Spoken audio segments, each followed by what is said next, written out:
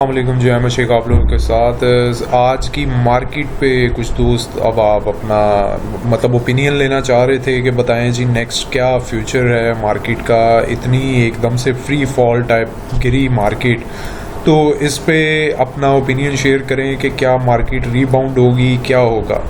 तो उस पे सबसे पहले कुछ फैक्टर्स हैं जिनको डिस्कस कर लेना चाहिए, जिनकी वजह से ये मार्केट पे नेगेटिव इम्पैक्ट आया। सबसे पहली जो चीज़ है वो आपके सामने है कि लॉकडाउन पंजाब के कुछ शहरों में और कुछ दूसरे सूबों के शहरों में उन्होंने मज़ीद 1 से 2 वीक के लिए एक्सटेंड कर दिया है, जो कि एक नेगेटिव इम्पैक्ट पड़ता है डेफिनेटली। वो बेशक उसका बिज़नेस बाकी सारे बिजनेसेस चल रहे हैं, लेकिन जारी बात है रिस्ट्रिक्शंस के साथ बिज़नेस चलना एक नेगेटिव फैक्टर होता है, जिसकी वजह से अभी भी मार्केट में एक प्रेशर है और कोविड का एक फियर ऑब्वियसली मार्केट में प्रिवेल कर रहा है। और जब इस तरह की हम पाकिस्तान में रहते हैं, हमारे लिए ये चीज़ें थोड़ी सी नॉर्मल लगती हैं, लेकिन जो फॉरेन इन्वेस्टर्स होते हैं या जो बड़े इंस्टीट्यूशनल इन्वेस्टर्स होते हैं, ये छोटी छोटी चीज़ों पे भी वो सेंसिटिव होके प्लान करते हैं या रिएक्ट करते हैं। इस वजह से आज इंस्टीट्यूशनल सेलिंग देखने को भी मिले।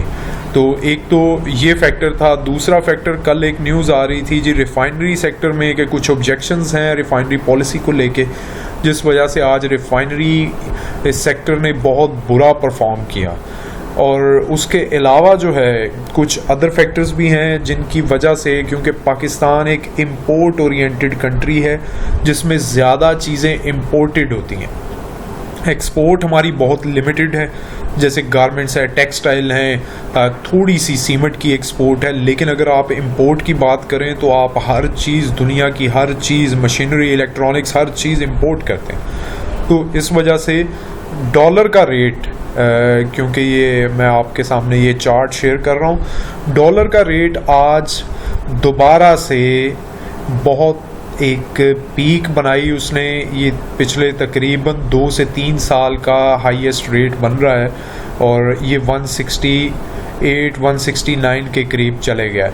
और अगर आप बात करें तो इससे पहले ये 2020 में तकरीबन जुलाई में जाके ये यहाँ से बैकवर्ड गियर लगा था, अक्टूबर से जाके अक्टूबर 2019।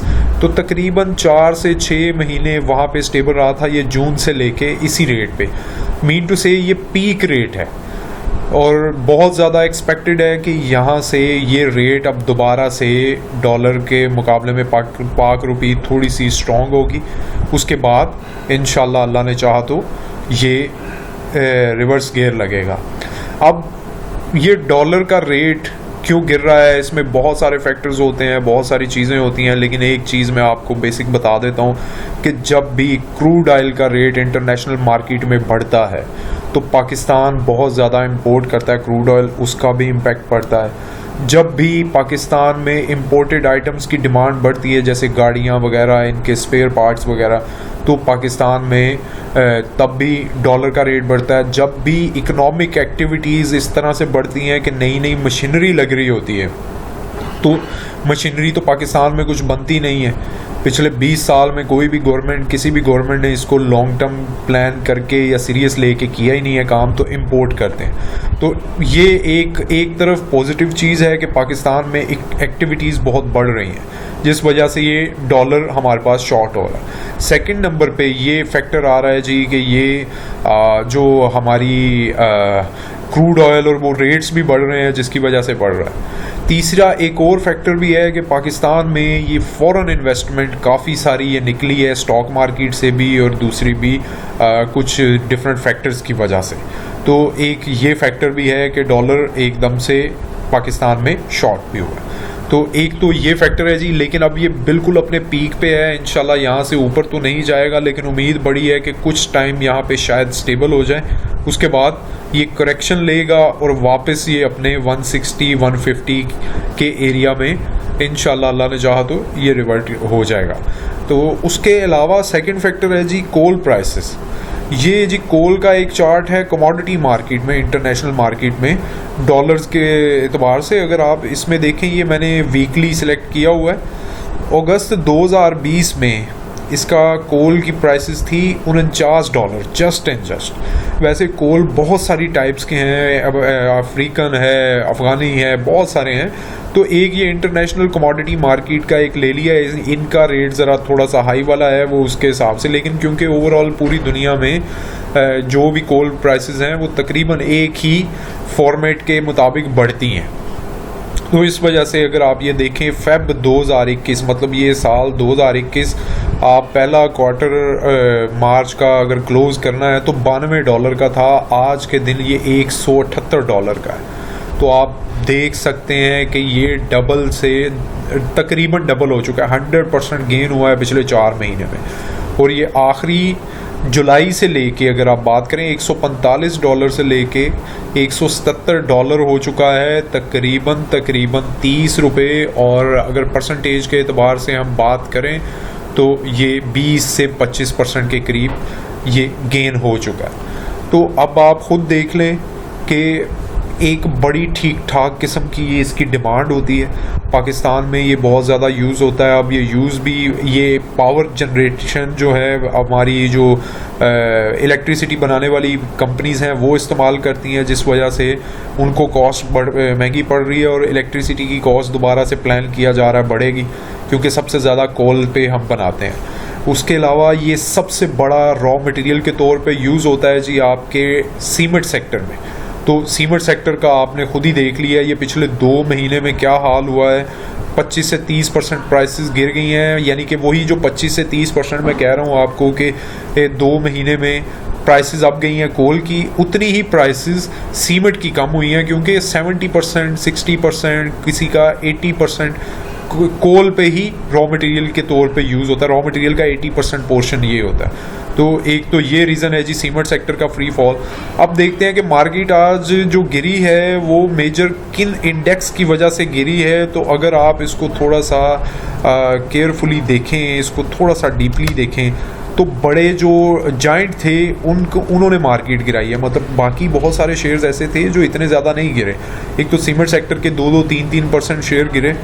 लकी सीमेंट सबसे बड़ा जाइंट है, एक बहुत बड़ा बिग गन है, उसके 4-5 रुपये भी गिरते हैं तो मार्केट बहुत प्रेशर में आ जाती है। तो ये 16 रुपये गिरा, इसकी वजह से हुआ। ठीक है जी। उसके अलावा अगर आप बात करें इसी में अगर हम बात करते हैं, दूसरा सेक्टर एक है जी, दूसरा हैवी वेट सेक्टर बनता है बैंक का।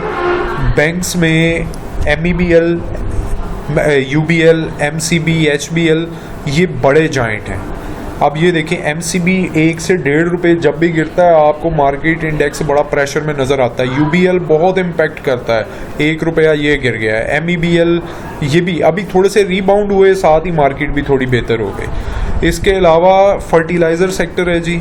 फर्टिलाइज़र सेक्टर में एंग्रो और एफर्ट दोनों का बहुत हैवी इंडेक्स है, और वो दोनों जब गिराए गए तो अगर आप देखें उनमें थोड़ी सी रिकवरी भी हुई। जैसे ही रिकवरी हुई ये लो 282 का बना, 2 से 3 रुपये गिरने का मतलब है एंग्रो की वजह से इंडेक्स अच्छा खासा प्रेशर में आ जाता। तो 2 रुपये रिकवर भी हुआ, लो से, अपने लो से 2 रुपये उसने रिकवर किया। और इसी तरह ईफट भी डाउन गया, ₹1 तकरीबन, 1 से ₹1.25 डाउन गया, फिर उसने रिकवरी की। इस तरह से ये मार्केट और सिस्टम लिमिटेड उसने भी यही काम किया। अब सेकंड टाइप पे आते हैं कि क्या मार्केट बाउंस बैक करेगी, किस तरह से करेगी, कल क्या उम्मीद है। तो उसके लिए मैं थोड़ा सा पॉजिटिव हूँ। अगर आप ये देखें आखिरी 1 घंटे में, तो एक तो वॉल्यूम बड़े इम्प्रूव हुए और मार्केट ने रिकवरी दी। 1 घंटे से भी ज़्यादा का टाइम अगर आप लें तो उसमें भी, तो ये देखिए आपके सामने है, एक आखिरी 30 मिनट में उसने रिकवरी ली 106 पॉइंट की तकरीबन, और 117 पॉइंट की रिकवरी ली उससे पहले 3 बजे 2:30 से लेके 2:30 से लेके मार्केट क्लोज होने तक उसने 200 और 25 पॉइंट तकरीबन कवर किए। तो 225 पॉइंट की रिकवरी, ये एक बड़ा पॉजिटिव है, और वॉल्यूम के साथ रिकवरी। तो इट मीन्स कि मार्केट इंशाल्लाह अल्लाह ने चाहा तो कल बाउंस बैक करेगी। सेकेंडली कुछ जो सजेशंस हैं वो ये हैं कि मैं स्क्रिप्ट टू स्क्रिप्ट तो नहीं सजेशन दे सकता, जिन शेयर्स के बहुत शानदार किस्म के रिजल्ट्स आए और उनमें अभी तक रैली बनी नहीं है, इवन वो अपने रूटीन के रेट से भी थोड़े डाउन पे हैं, आप उनको अक्यूमुलेट करना स्टार्ट करें। अगर आपको अभी भी मार्केट पे थोड़ा सा डाउट है तो इकट्ठी बाइंग ना करें, आप स्प्लिट बाइंग कर लें, 30% 40% बाइंग करके रख लें, बाकी आप फ्यूचर में देखें जब आपको लगे मार्केट बिल्कुल स्टेबल हो गई है तो फर्दर कैश इंजेक्ट करें और अल्लाह ने चाहा तो इंशाल्लाह आपके लॉसेस कवर हो जाएंगे। ज़्यादा पैनिक होने की ज़रूरत नहीं है, अच्छी कंपनीज़ में इन्वेस्ट करें, स्ट्रॉन्ग कंपनीज़ में इन्वेस्ट करें, वो आपका गेन दे जाएंगी। लेकिन अगर सट्टा शेयर्स में इन्वेस्ट करेंगे जो अंधाधुंध बिला वजह चल रहे हैं, बगैर किसी फंडामेंटल्स के, बगैर किसी सॉलिड न्यूज़ के, ग्रोथ के चल रहे हैं, उनकी रिकवरी का कोई चांस नहीं होता, श्योरिटी नहीं होती। वो चाहे तो डबल ट्रिपल प्राइस हो जाए, वो चाहे तो गिरने पे आए तो आपको 3-3 साल वो अपना रेट ना दिखाएं जो पहले उन्होंने दिखाया। इसलिए सट्टा और फजूल किस्म के आइटम से निकलना शुरू हो, आहिस्ता आहिस्ता अच्छे शेयर्स जिनके रिजल्ट्स बड़े अच्छे आए हैं, फंडामेंटल्स बहुत अच्छे हैं, कंपनीज ग्रो कर रही हैं और उनके बैक पे एक प्रॉपर वर्किंग है, रिसर्च है, आप उनकी वजह से करें। कोल की प्राइसेस की भी मैं बात कर रहा था, तो कोल की प्राइसेस बढ़ने की रीज़न भी मैं आपको थोड़ी सी बता देता हूँ जी कि कोल प्राइसेस एक तो इस वजह से बढ़ी हैं कि पूरी दुनिया में ये जो 1 क्वार्टर 2 क्वार्टर गुजरे हैं इसमें बिजली की पैदावार बहुत ज़्यादा बढ़ी है पूरी दुनिया में, और ये कोल कम पैदा हुआ है जो वहाँ पे कुछ ऑस्ट्रेलिया में जंगलात का मसला भी बना था, सैलाब का मसला भी बना था, 1-2 और मुल्कों में भी ये आखिरी अगर आप 5-6 महीने की न्यूज़ चेक करें तो बड़ा ठीक ठाक मसला बना था, रशिया, ऑस्ट्रेलिया, और वहाँ पे इस वजह से जो वो बड़े सप्लायर्स भी हैं तो उन्होंने फिर उसके अलावा कुछ कंट्रीज़ में लॉकडाउन था, सप्लाई का मसला बन रहा था, तो इस वजह से इसकी सप्लाई कम हो गई, डिमांड बढ़ी, क्योंकि जो इलेक्ट्रिसिटी है वो पूरी दुनिया में इस बार ये आखिरी 2 क्वार्टर्स में रूटीन से डबल हुई है जी पैदावार इनकी। तो एक ये वजह है। दूसरी एक और वजह है कि चाइना एक सबसे बड़ा यूज़र है, कंज्यूमर है, उसने अपनी कुछ माइनिंग ख़त्म की हुई थी।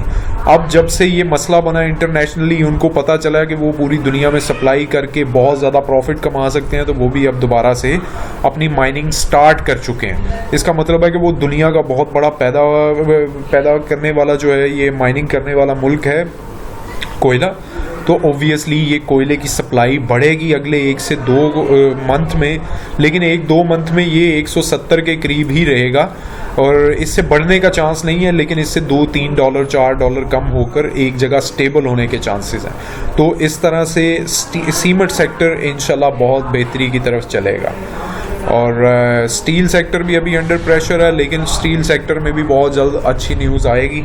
तो स्टील सेक्टर में भी चाइना ने जो अपनी पैदावार कम की हुई थी थोड़ी, प्लस उन्होंने ड्यूटीज़, इंपोर्ट ड्यूटीज़ बहुत ज़्यादा जो है एक तरह की बढ़ गई हैं, विदड्रॉ कर ली हैं। जो पहले उनको DTL ड्यूटी टैक्स जो ड्रॉबैक और लेवीज़ थी गवर्नमेंट की तरफ से मिलती थी एक्सपोर्ट पे, वो 133 आइटम पे तकरीबन ख़त्म हुई हैं, जिस वजह से पूरी दुनिया में स्टील की प्राइसेस भी बढ़ी हैं। तो इस हिसाब से वो भी अब दोबारा से अपनी पैदावार थोड़ी सी बढ़ाएंगे, तो इंशाल्लाह उसकी प्राइसेस भी कंट्रोल होंगी। अपनी वर्किंग एक सॉलिड रखें, एक प्रॉपर वर्क करके, एक रिसर्च करके काम करें, अच्छे शेयर्स में काम करें। मार्केट अभी अपने ज़्यादा से ज़्यादा लो लगा सकता है जी, जो मैं आपको बता रहा हूँ कि अब एक तो अपना उसने लो लगा लिया है 634 का, ज़्यादा से ज़्यादा लो लगाएगा तो 100-200 पॉइंट मज़ीद डिप ले सकता है, 300 पॉइंट। उसके बाद ये अल्लाह ने चाहा तो यहीं से रिकवरी होगी कुछ अरसे में, लेकिन अभी मार्केट शायद ये वाले जो 1-2 वीक्स हैं इसमें थोड़ी सी रिकवरी 500-700 पॉइंट रिकवर करे, उसके बाद कुछ टाइम के लिए स्टेबल हो जाए, लेकिन एक रैली एक्सपेक्टेड है। तो don't worry, don't panic at all, stay bullish in good shares in. Allah ने चाहा तो इंशाल्लाह आपके सारे लॉसेस रिकवर होंगे। अल्लाह हाफिज़।